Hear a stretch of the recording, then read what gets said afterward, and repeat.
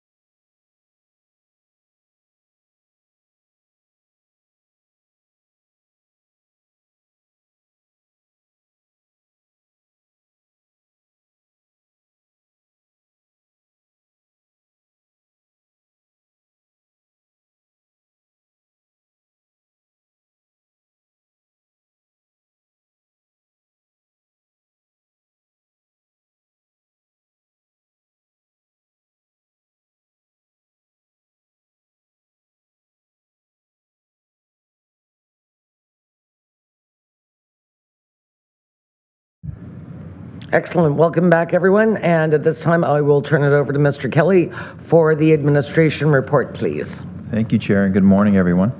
My report begins on page 8 of your package.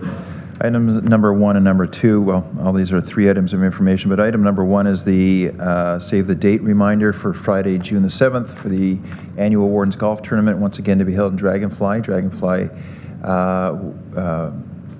golf course really came alive last year with the tournament and really helped us out, and happy to have them on board once again. So we'll begin registration very soon, and I know that those involved with getting sponsorships are very enthused with the warden and myself for getting this going earlier in the year. Item number 2 is again another save the date for the return of our Service Awards and Appreciation Evening on Thursday, November 21st. Again, last year was very successful, and we're hoping to have another successful agenda to bring everyone once again under the same roof in Festival Hall here in Pembroke. Item number 3 is again one of these great things that occurs here regularly every quarter. This is an update to our Q3 employee recognition programs. We're just busy awarding Q4 actually right now, so we can't quite tell you who they all are because we're still working on telling the award recipients. But attached to the appendix, you'll have a bit of an update on who won this last round, and congratulations to all those staff that have stepped outside of their peer network to be nominated and to step up and just be a little bit different in how they operate their daily business. And congratulations to all those winners. And a big thank you to Mr. Belmore and his team for leading the charge and championing this program as we move forward. Those are 3 items of information, Chair. Thank you. So we'll go back to information item number 1, the golf tournament. And number 2, the annual service awards. And number 3, the 2023 employee recognition. Seeing none, let's move on to resolution. Thank you, Chair. I'll read the recommendation and get it on the floor. Is that the Finance and Administration Committee recommends to County Council that the Finance and Administration Committee meeting be held on Monday, June 17th, 2024. May I have a mover and seconder to get it on the floor, please? Moved by the member from North Algona Wilberforce, seconded by the member from Laurentian Hills. A little background, please. Thank you, Chair. Now, we had this may seem strange that it's on the floor. We had this discussion, I think, one of the last previous meetings of FNA on where it should land because of absences of the chair, the warden, and some of your key staff. So we had to I just want to go back and clarify a few things in the procedural bylaw.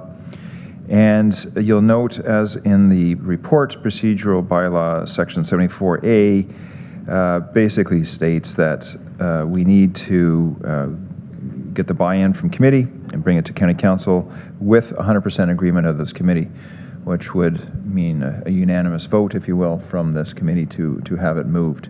There was some and remains some type of contradiction in the procedural bylaw that we aim to fix over the next little while, but at the moment, it is what it is.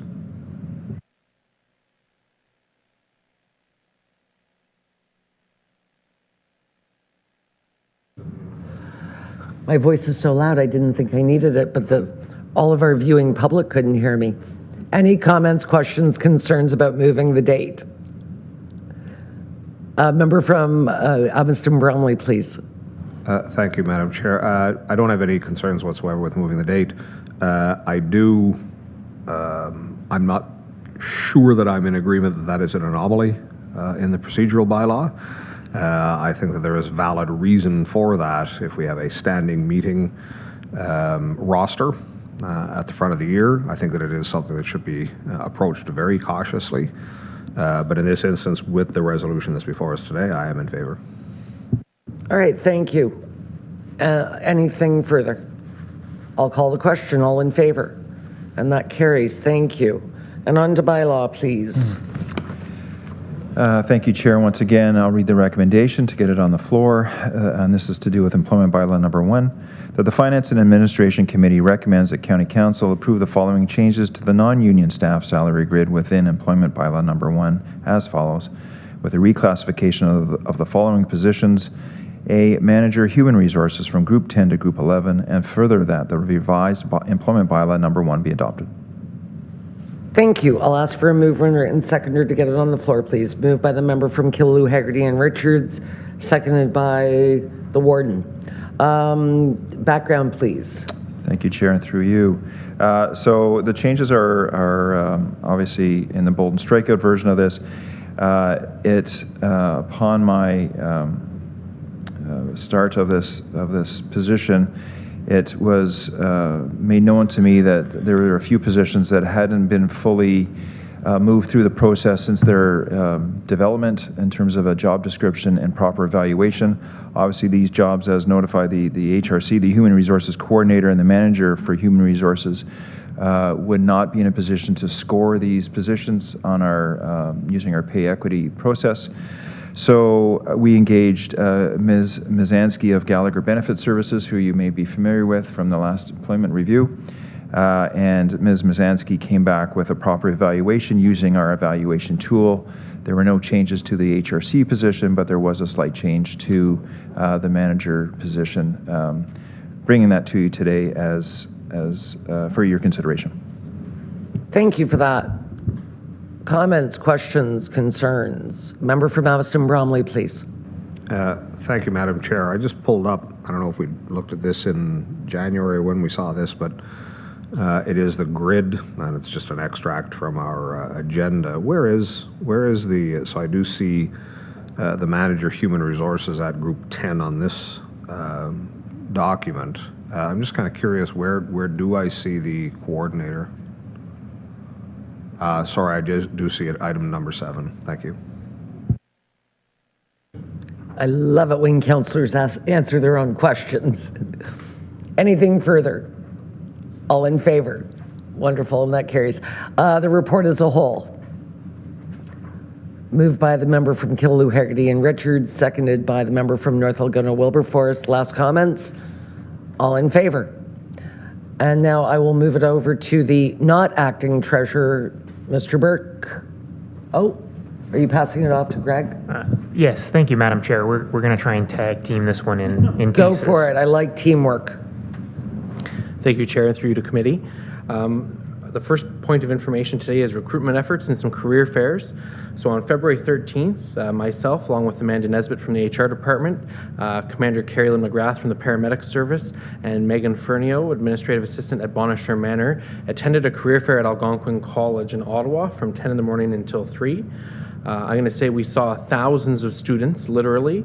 I think we shook every paramedic student's hand and attempted to recruit them to the county in the future and let them know about municipal opportunities at the county, but as well as across the county. And we kept telling them that the county's website generally posts all of the lower tier open positions on our site as well, just as a one-stop shopping for any municipal opportunity in the county. And we also used it as an opportunity to let the folks in Ottawa know that there is a world past Stittsville and where the county is, and put us on the map so that they can consider us as a place to come and work in the future. Secondly, on February 22nd, Amanda and I again attended another career fair at the hosted by On Track at the Legion in Renfrew from 12:30 until 3. We didn't see thousands of people, but we did see many folks and took in some resumes. And all of these career fairs are done with the strategic plan goal number 2 in mind of workforce development. We are attending another fair at Algonquin and Pembroke coming up in April, and we'll continue to attend these fairs to get our name out there. And we're actually coordinating this time in April with the clerks treasurers of Renfrew County, because they actually had a booth at the On Track Career Fair. Ms. Sharkavy from Admaston Bromley was there representing the clerks treasurers. So we're coordinating to be set up together at the Algonquin Career Fair so that we can, take up more real estate and get more bang for our buck with attracting folks. Thank you.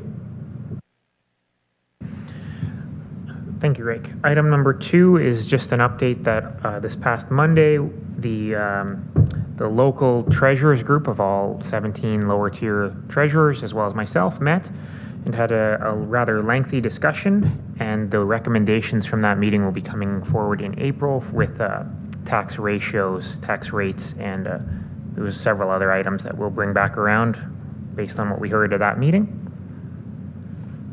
turn. And item 3 is just a letter from the Assistant Deputy Minister of the Ministry of Transportation following the recent provincial announcement that drivers will no longer be required to renew their license plates. They are indicating that this should have no impact on the ability to collect for unpaid fines, as they will still be proceeding with that. Item 4, Appendix 2, is a resolution for Council's consideration by the Town of Midland, and it was circulated through the Ontario municipalities, outlining their concern with repeat offenders released on bail. This would be something more related to what we see in criminal courts as opposed to POA, but it's for your consideration. And finally, item 5 is just our provincial offences workload for January. February, I did not quite have available yet. Thank you, Ashley. Item number 6. Item number 6 is our annual investment update as required under the Municipal Act and our investment policy. So just a couple items to point out. Under subsection A, you can see a listing of all of our investments that we currently have, so some $77 million at December 31st. The vast bulk of that in operating bank accounts. Just below that, you can see the historical tracking of our interest income over the last several years. So quite an upward trend there from 2019 to 2023, closely tracking with the interest rates we see from the Bank of Canada. Section B is just a breakdown of the proportion of our investments that are current or due and which year they're due. So as you can see, approximately 90% of our investments are available to us instantly, and they're also the investments that we are earning the highest interest rate on. And then we have maturities out over the next, 5 years to 2028 at the farthest horizon. And then items C and D are just requirements under the Act that all investments do comply with the legal list of investments we're required to only invest in, and the statement of which transactions occurred during the year. There was only one. Item number 7 is coming through from Health Committee, just to say that Miramichi Lodge will receive one-time funding in the amount of $47,000, and that Health Committee is authorizing the warden and clerk to enter that agreement. Number 8 is very similar, the emergency management funding, and they have been approved for $49,000, and the warden and clerk are authorized to sign that bylaw and proceed under that funding as well. And that, Madam Chair, is it for information. Thank you. Seriously, that was the relay race of reporting. We'll move back to information item number 1 under recruitment, the career fairs. Member from North Algona Wilberforce, please. Thank you, Madam Chair, and through you to Mr. Belmore. And just curious, the experience at the career fair, is there an awareness from some of the students and upcoming graduates of the level of innovation and new ideas that come out of Renfrew County? I know from talking to the chief that there are other paramedics that certainly appreciate having an opportunity to apply for jobs in Renfrew County because of our reputation. I'm just wondering if that same information is getting to some of the graduates. And secondly, I'm also curious, are you seeing any more interest in other municipal positions, i.e. clerk, treasurer, those areas? Through Madam Chair to Councillor Rose.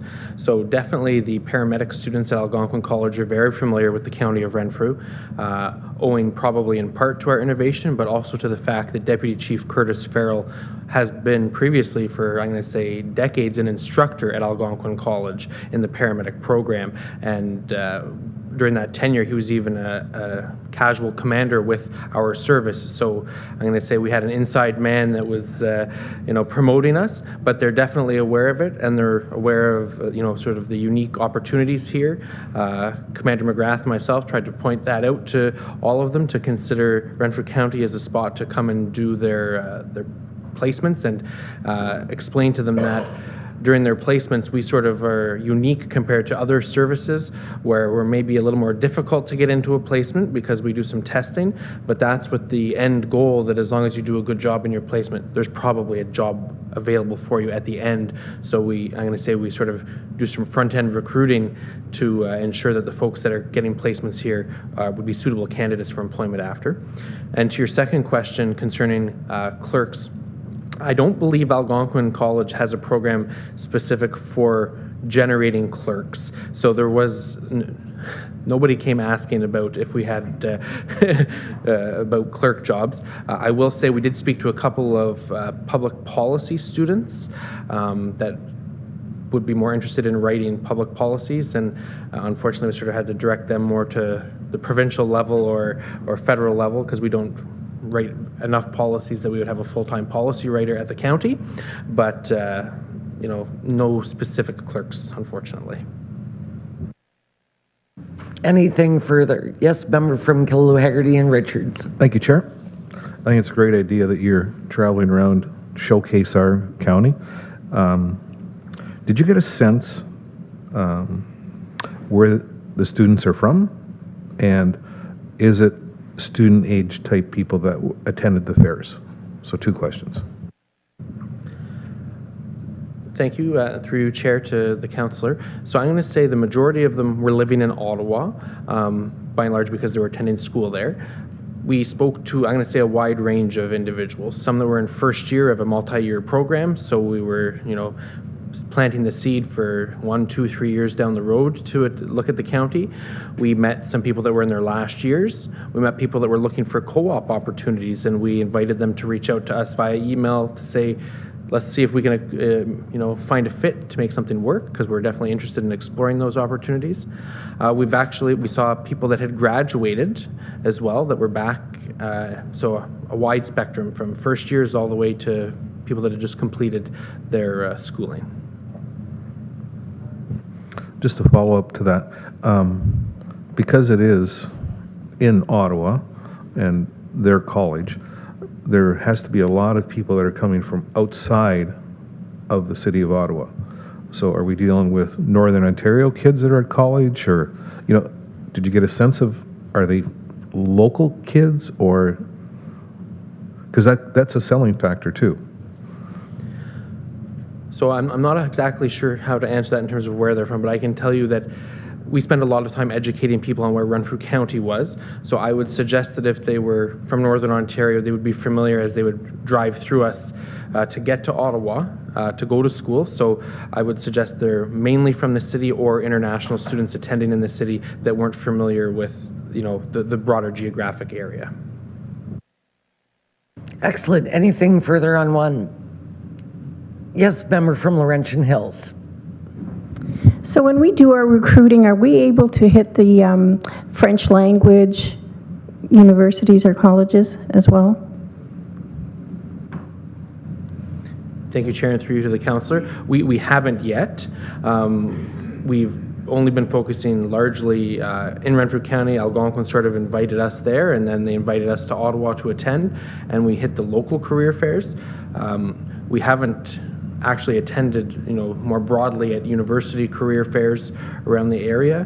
The positions that we're looking to fill, by and large, there's not that many that are university streams. So we're trying to focus, the greatest number of positions that we're looking for are probably more college stream. So we haven't done that. And I guess another maybe limiting factor would be the French-speaking staff in the HR department to be able to communicate with those folks when we're on site. My French is limited, and I know the rest of the team as well. So, but we do have French-speaking staff in the county that we could bring with us if that's something that we're looking at doing. Thank you. Anything further? And I'm so glad that you're being proactive. I did notice on social media just earlier this week, and I'm not going to give the county name because I'm not pushing people to them. Their list of openings in their organization was staggering. There must have been 30 different job openings, and it was I was shocked, and it was on Facebook. I'll tell you later. All right, moving down. Oh.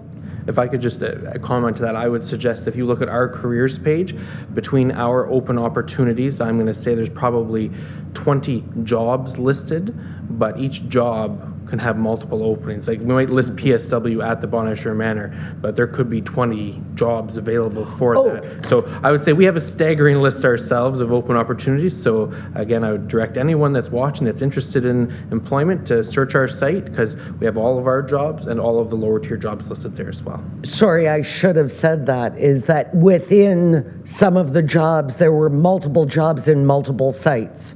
Yes. Thanks for fixing that for me. All right, number 2, tax policy. The member for Mammoth Bromley, please. Thank you very much, Madam Chair. Through you to Mr. Burke, I presume.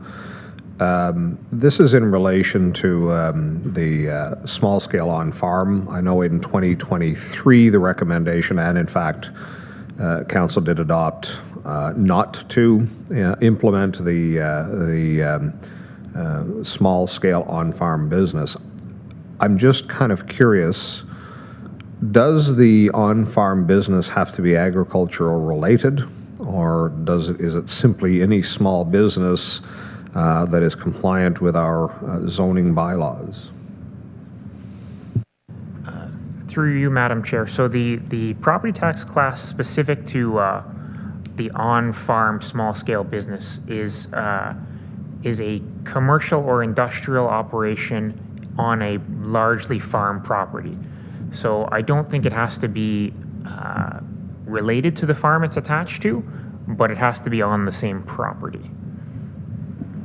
Okay, so, and I want to have some very firm clarity on this. If it is not ultimately then a prescribed listing of agricultural related commercial or industrial activity, then essentially it is commercial or industrial activity that would be competing with non-on-farm enterprises. Is that accurate? I believe so, though I wouldn't like to give you the certainty. I haven't studied the class in any great detail, so we can for sure take that question away and get back to you just to make sure that we are in fact correct. As a follow-up, Madam Chair, I would appreciate that because there was no discussion of this 1 year ago. In fact, I just, while the report was being delivered to committee, I went back to last April. And in fact, the recommendation last April was that this not be incorporated into the tax policy. However, essentially the reason or the rationale given was because there were only 5 properties within the county of Renfrew. It didn't strike me last year as that was a particularly compelling reason to not have one if there are only a few. But subsequent to that discussion last year, I have wondered, and in my estimation, if in fact this should be any commercial or any industrial activity that is compliant with zoning bylaws, then it does seem that it would be unduly advantaging those industries or commercial enterprises that would be located on farms versus those that were not. So I would seek to have some clarity provided on the particulars of how this would be applied. Okay, perhaps that can be something that you look into. Thank you. Yes, for certain, and its application is determined by MPAC as well. So I believe currently we're up to 8 potential properties that could be in this class, and I will for sure reach out to MPAC to get some clarity on how exactly they determine that property. Thank you. All right, anything further on 2? On 3, the license plate renewal system. Number 4, the resolution from the town of Midland. Number 5, the POA workload. Oh, sorry, Warden. So yeah, I'm the Midland when I think we're just receiving this information. Okay. The POA workload and just the policy advisor from AMO for POA has not yet come back to Roma, but she will apparently. So, anything on POA? The investment update. Member from Amherst Bromley, please. Thank you, Madam Chair. I have a couple of questions. First one is very specific. It is in relation to item B on the time horizon on maturity of investments essentially outside of current. And I'm just, through you to Mr. Burke, is this typical of the investment pattern or investment structure that the county has utilized in the past? I certainly recognize there was a discussion, I raised a discussion of this last year, suggesting that perhaps we may wish to take advantage of the substantially higher interest rates. The then treasurer advised that, in fact, the interest being earned on the RAG holdings was the highest interest, the most advantageous interest that we had available to us. Now, I am inclined to think that over the course, I'm not sure today might actually be the Bank of Canada's rate setting schedule. Yesterday, was it? Okay.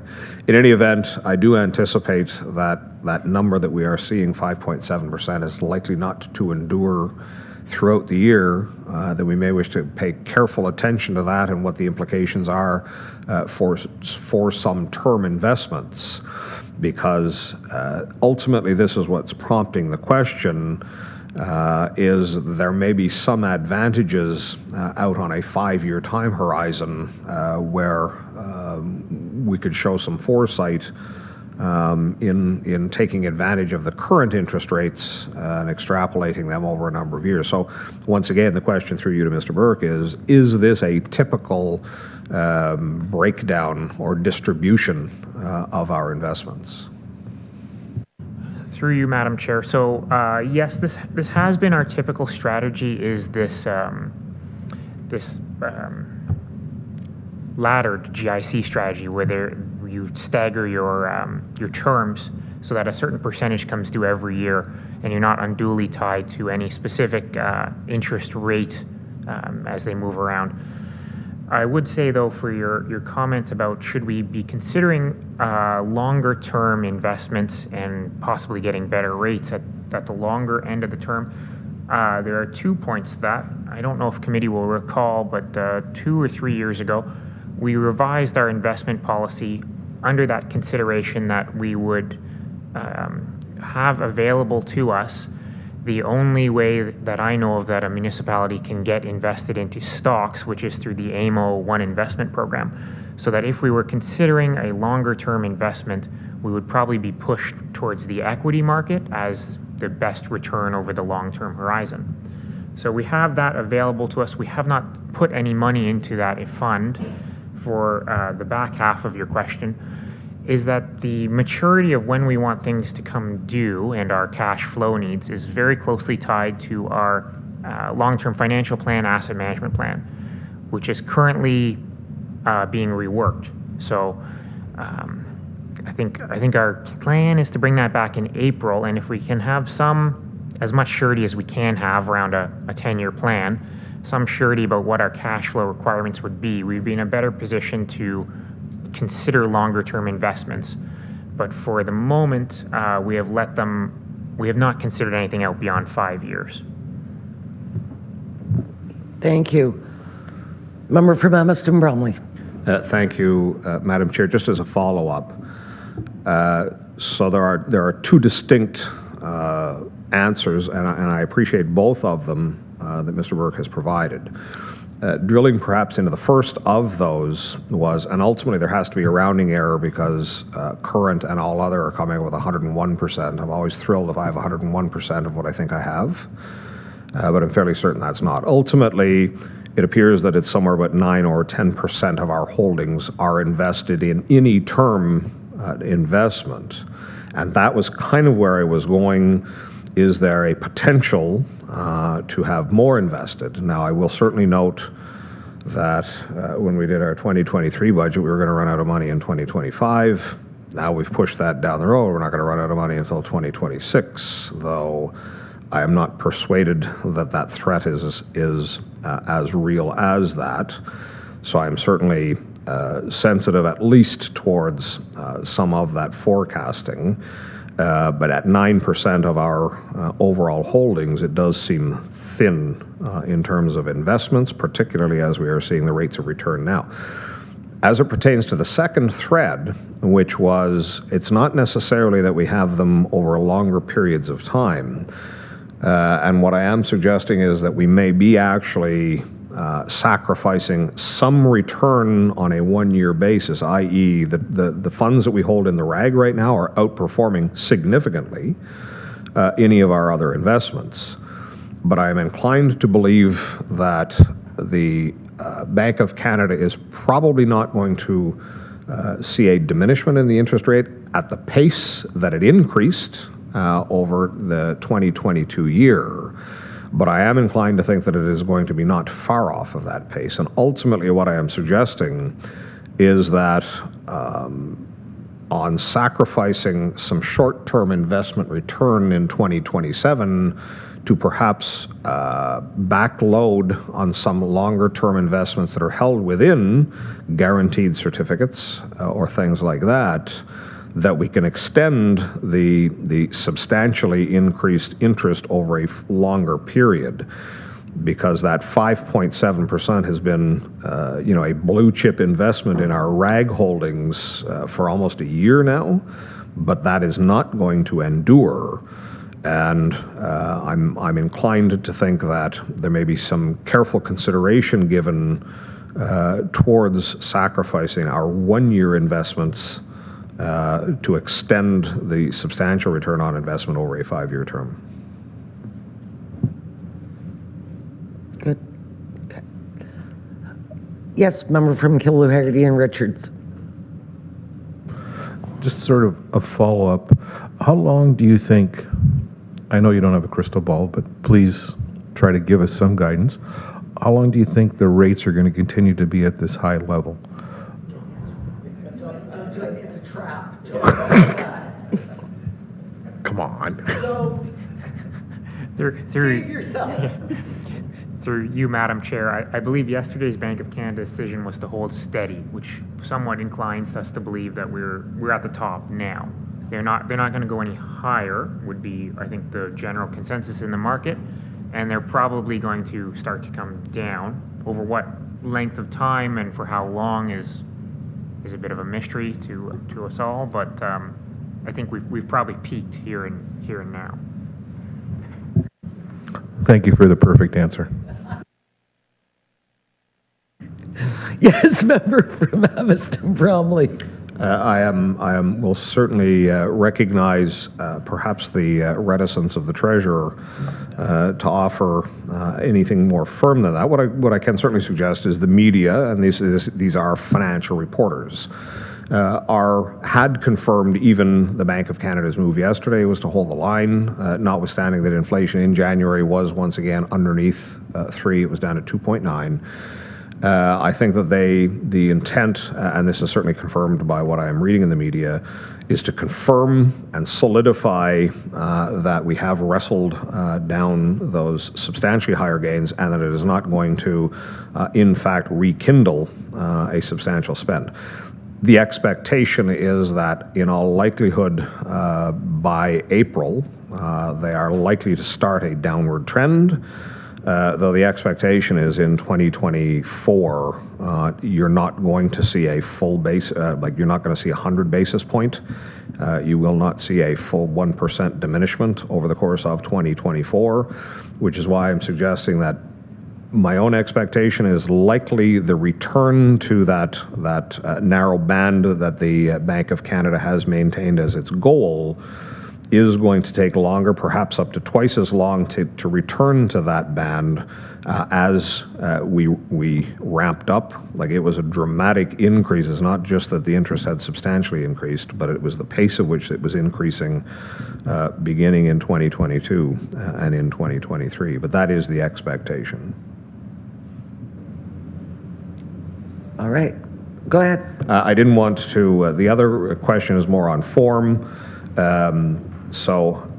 Last year, when the investment report was presented, it was a much truncated investment report, and it was limited essentially just to the holdings within BMO. And then we returned, but it was also with charting, and there was a resolution, I moved it and Councillor Brose seconded it, that laid out the template for the future investment policy reporting, which had a lot of graphical representations and indications, and it was predicated on the report made in March of 2019 that was in fact the 2018 investment report. And that is in the resolution. There's a resolution passed in this committee 1 year ago. I spoke just briefly, Mr. Kelly, with that. Is the format here because of challenges with the accessibility and posting our documents? Because this is, once again, a somewhat, in my estimation, diminished than what was made available in April of last year. Through you, Chair. No, that's part of that, part of the reasoning. So what I'm suggesting, and Mr. Burke and I spoke about it, and what I'm suggesting is that by the time County Council comes around, we will provide a graphical representation to Committee and Council and have that available for you. And the other key element that certainly resonated with me, I'm not sure if it is as vital to the rest, but there was a breakdown on our monthly RAG holdings, which I found very informative as well and very transparent. And I would certainly like to see that returned as well. So the expectation is that by the end of this month, given that we have 3 weeks now, that it will likely be the more robust report. I think through you, Chair, I think we're happy either send it out to this committee or include it in your county package. So we can do either or both. Right? So from my perspective, the information is mostly presented here, but I find it much more accessible. I would not be looking as a committee member to see an enhanced, but if it was in fact returned to the format directed last year for County Council, that would certainly be satisfactory to me. Yes, please. And duly noted. In other words, let's not have a special meeting of F&A before County Council. Most definitely not. Yeah. But we'll include that. We'll update the report to include that piece. Brilliant. Anything else on number 6? Seeing none, 7 and 8, the 2 Health Committee items. Then we are moving on to bylaws, please. Thank you, Madam Chair. Item number 9, the first bylaw, recommendation that the Finance and Administration Committee recommends to County Council that a revised bylaw to establish and require payment of user fees and charges be adopted, and further that the previous user fee bylaw 69-23 be repealed. Thank you. May I have a mover and seconder to get it on the floor, please?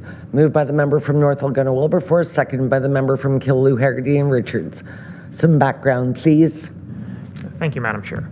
The largest change is coming out of Public Works, and it's a new category for a fee. It's cost recovery requests for traffic review. Director Perkins is here if there's any questions regarding that. We have also taken the opportunity to just slightly increase our charge-out rates for human resources. Very smart to do that in increments and not have a, 50% increase all of a sudden. Comments, questions, concerns? Member from Killaloe, Haggerty, and Richards, please. You know which one I'm going after. The Public Works one. In regards to the $750 fee, can we have a full description of what that is going to entail for the $750? Thank you, Chair, and through you to Councillor for Killaloe Haggerty Richards. We can actually give you a full breakdown if you like, because what it is our engineering technician has to go to different areas in the county, so it takes them a number of hours to go.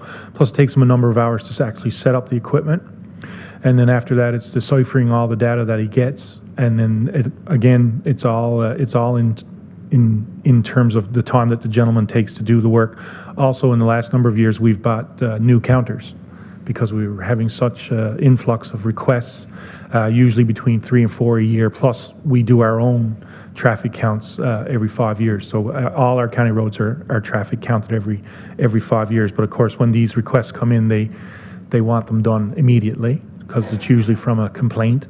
And then, of course, as you may or may not know, once we do go through the entire study, we normally find out that there's not a call for speed decrease or increase in whichever case, right? Because county roads are designed to be large, wide roads built for moving material and things. But if you wish, we can certainly break down the 750 into his hourly times and work that's completed. Thank you. Just to follow that up, if I may, I think all of council, their residents, this is the focal point now of speed, and everyone's being confronted with speed on the roadways. You're going too fast. It's tough to walk on the road because of the speed of the traffic. We have 2 county roads, and I can honestly tell you I get at least 2 calls a week in regards to speed on different parts of each of the roadways. Of course, I've had many discussions, and it's very frustrating because as the head of council, you have to bring this forward to get an answer to go back to them. In reading this, every review of every section, you'd have to pay $750. Yes, Chair. Or sorry, Chair, through you. That's correct. But with that said, we do have data that could be potentially 5 years old. That's free. So then, when a request comes forward, what we can do is offer you the enhanced traffic devices for calming, right? Which is what we do. But we already have the data, but it's usually, it could be up to 5 years old depending on when the last count was taken. Just to follow that up. So would that mean that you would use that data, whether to reduce a speed limit? So you wouldn't have to pay for that then? Yeah, thank you, Chair. Through you to committee. Yes, that's correct. The data that we do have in stock is available to any municipality anytime. But what occurs is it may be stale because it could be potentially 5 years old depending on when the last count was taken. Now, if you come forward with a special request, which in our minds are one-offs, we will look to seek to recover the costs of the gentleman that takes all the information for those specific costs. Now, again, we can give you the historical data, but if you want a special study done, which is what we've been doing now for the last number of years, and as you know, speeding is increasing throughout the county. And again, unfortunately, it comes down to enforcement. I mean, we can lower the speed to 10 if we want to, but unfortunately, it's an enforcement issue. Also, county roads are designed to be the arterials and collectors in almost all of your communities. So they are designed to be, when they were put there, they were designed to be 80-kilometer-an-hour highways. Since areas have now built up, we've slowed it to 40 and 50 in some areas in town. We've put in community safety zones. So in terms of what the county has been doing for safety, we've been abiding by the growth that's happening in those communities. But as these people continue, the behavior continues to be bad amongst usually 15% of the drivers. When these special requests come forward, we would like to seek to get the money back for the gentleman that's doing that, because it's taking time away from what he normally does. So sorry I've been long-winded, but No, yeah, and what we find is that and I'm sure James feels the same way, we put up our speed sign and then everybody slows down, right? They see the flashing and they slow down, but when we move it, because ours is mobile, then the speed picks up again. And we have it with every artery into the village of Eganville, whether it be a county road or a municipal road or a provincial highway. So, you know, we've got it all coming into the village, which is sometimes very dangerous. Go ahead. I appreciate your answers, believe me. Unfortunately, though, all it's going to take is an accident, and then the priority was going to increase. And that's unfortunately, that's the way it happens. So. But again, I think Mr. Perkins definitely addressed that as we're talking about OPP enforcement as well, which we don't do. So, go ahead. Thank you, Chair. And to address that point, we do have reports that come from the OPP that give us high collision intersections, for example, Golden Lake.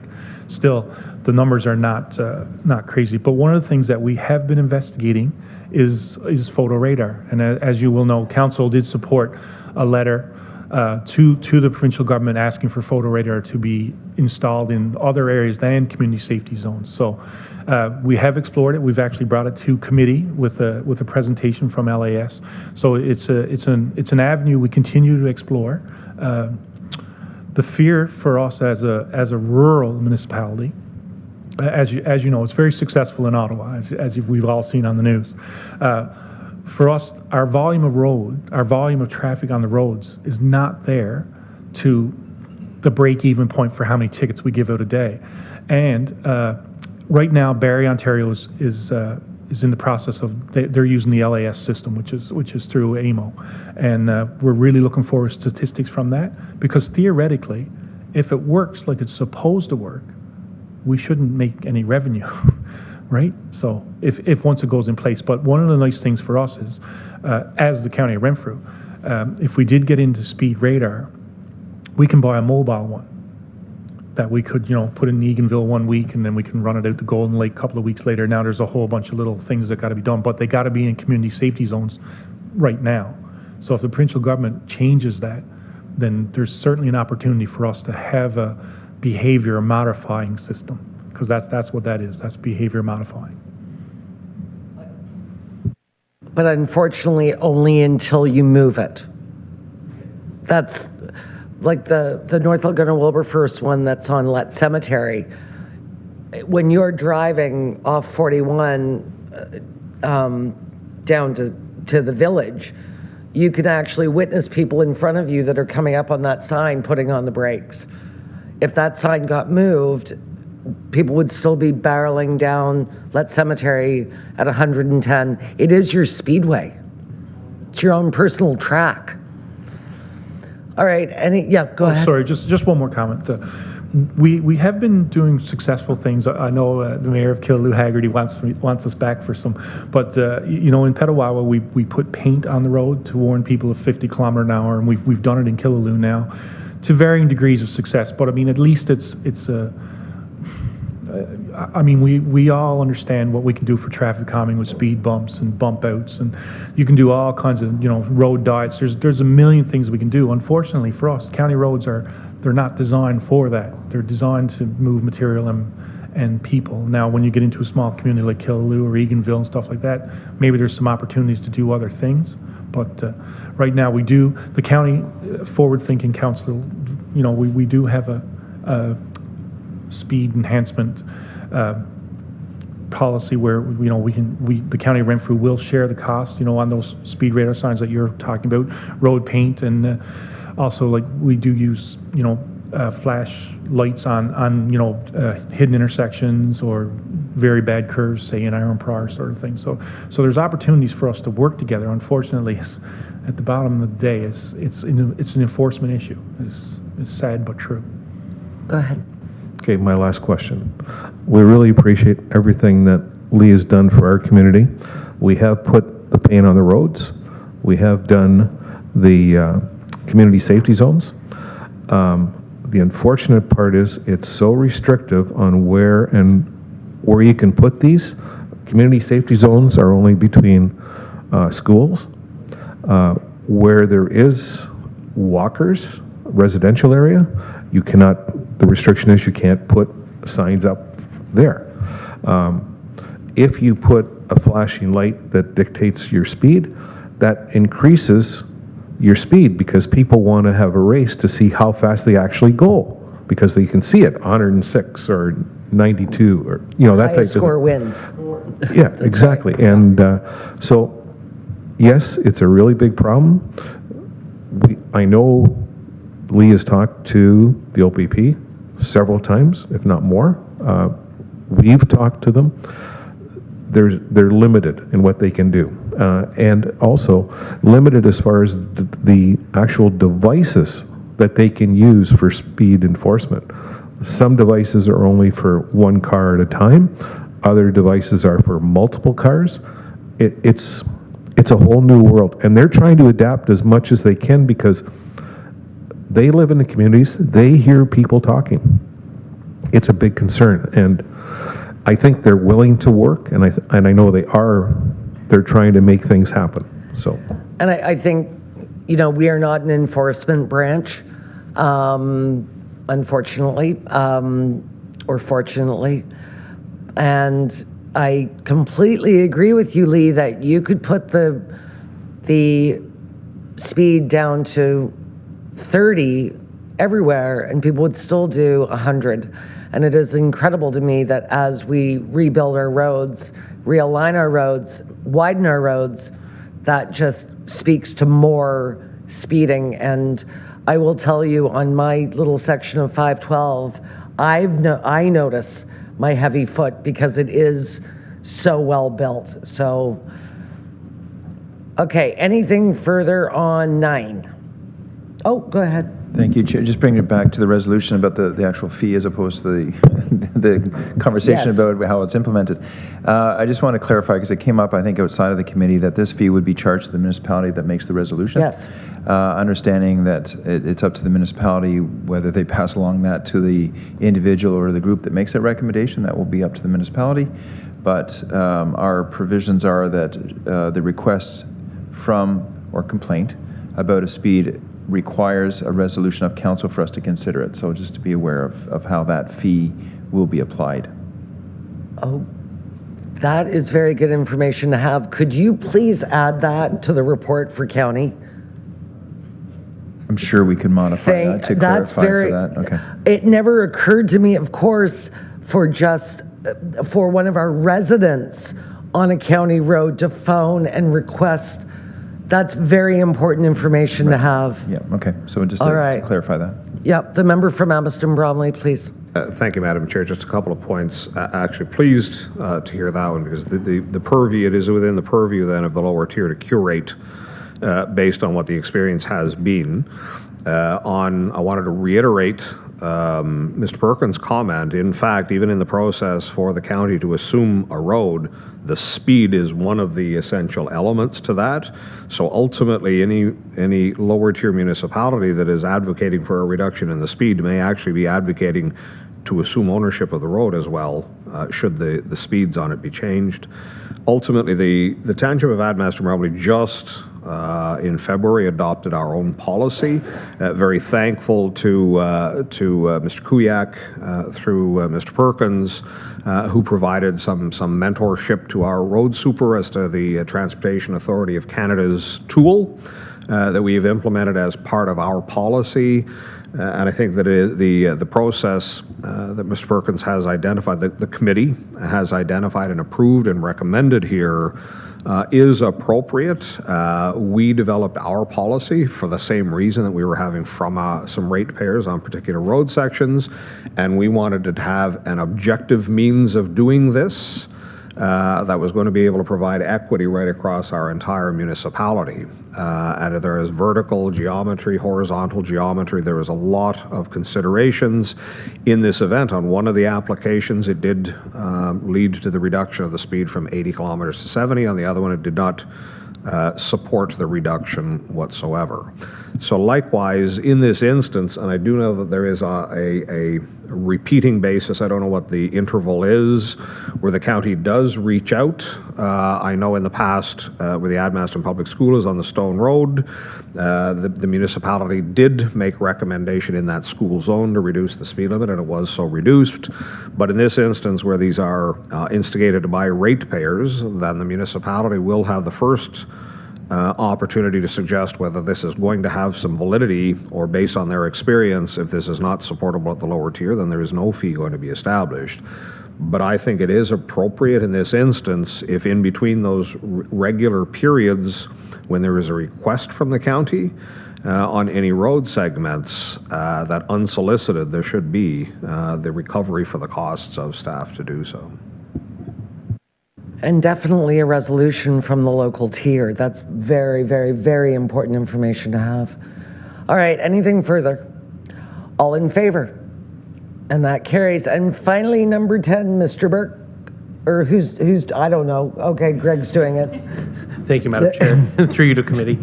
The second bylaw, number 10 in your package, recommendation that the Finance and Administration Committee recommend to County Council that the following corporate policy, A, J06 Return of Service Incentive Program, to cancel the following corporate policy, A, J06 Return of Incentive Program, and further that a bylaw to amend bylaw 6303, being a bylaw to establish human resource corporate policies and procedures for the County of Renfrew, be adopted.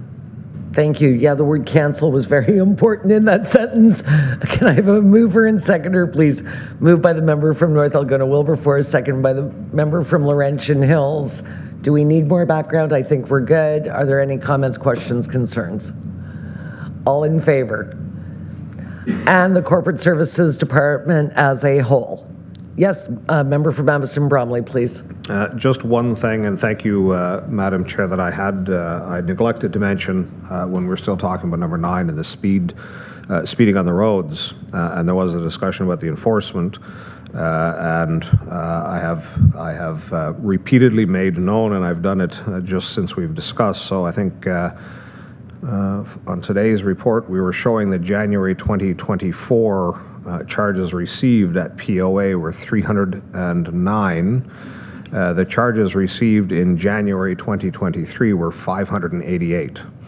So I just want to be very clear when Councillor Mayville, I believe, used the terminology, they are doing what they can. I think perhaps that's an open question. Thank you for that. The report as a whole, anything else? May I have a mover and seconder, please, to adopt? Moved by the member from Killaloe, Heritage and Richards, seconded by the warden. Anything further? Member from Amherst Bromley. All in favor? All right, is there any new business? I just wanted to acknowledge, as was done yesterday in Health Committee, that, sorry, warden. You go first. A bit of a unusual question, but as we move forward into the year, is there any specific department that looks after swag?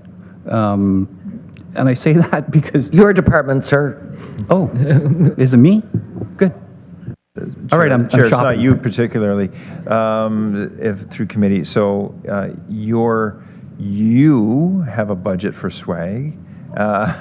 Through, and myself. We're talking merchandise. Yeah, stuff we all get. Swag is an acronym, stuff we all get. Sorry. But the kids call it merch. Right. So we do have, there is a budget associated. I will note that there's also a budget in other departments. Human Resources has a budget for certain items that can be resold or made available for folks, but myself or Ms. Wilson or Ms. Dombrowski can definitely help you out, order some stuff we all get. There's a look on his face that's saying, I really want to buy some stuff. Well, no, it's just I was approached by a couple members of council asking about golf shirts and stuff for the summer, and so I was curious. I knew that HR in the past we'd shopped, gone down and got stuff on a rack. So I suggested they approach Mr. Belmer, and so I'll do that again. That would be the correct path, Chair. I do note that I think we shaved that budget down a little bit, I think, this Yeah. year when Yeah. we talked about that. But Mr. Belmore has more money. That's why the warden is still wearing his golf shirt. The warden's still wearing his golf shirt from like 2002. It's very sad. Yes, it's the one that makes you look like a park ranger. Yeah. You know what though? If we ever have another opportunity, I would pay for another one of these. I've been rocking it for since you were warden last time. So 2015, 2016. Apparently 1876. What's that?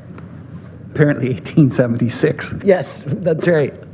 They're fantastic though. Anyway, any other new business? Seeing none, I just wanted to acknowledge that this week, and I know we're coming to the end, is International Women's Week. International Women's Day is tomorrow, March 8th. I hope that everybody will go in their own community and enjoy some celebration of women, our role in society, our fight for equal rights. I know that the elected here, we get paid as little as the men, but it's it's all the same. But I think it's very important that we acknowledge that tomorrow is International Women's Day, and that's all that I had. So at that, date of our next meeting is Thursday, April 11th. So we're back to the second week of the month, and at this time I will ask for a mover and seconder for adjournment, please. Moved by the member from Amiston Bromley, seconded by the member from Laurentian Hills. All in favor? We are adjourned. Thank you, committee.